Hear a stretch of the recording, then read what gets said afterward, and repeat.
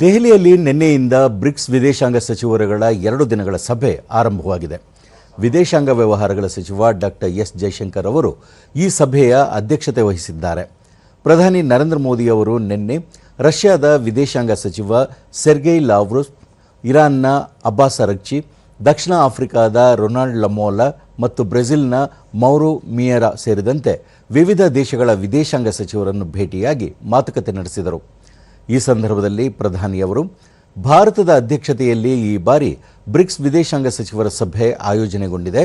ಇದು ಬಹುಪಕ್ಷೀಯತೆಯನ್ನು ಬಲಪಡಿಸಲು, ಸುಸ್ಥಿರ ಅಭಿವೃದ್ಧಿಯನ್ನು ಉತ್ತೇಜಿಸಲು, ಆರ್ಥಿಕ ಸ್ಥಿತಿಸ್ಥಾಪಕತ್ವವನ್ನು ಹೆಚ್ಚಿಸಲು ಮತ್ತು ಎಲ್ಲರನ್ನೂ ಒಳಗೊಂಡ ವಿಶ್ವದ ಕ್ರಮವನ್ನು ರೂಪಿಸಲು ಒಟ್ಟಾಗಿ ಕೆಲಸ ಮಾಡಲಿದೆ ಎಂದು ಹೇಳಿದರು.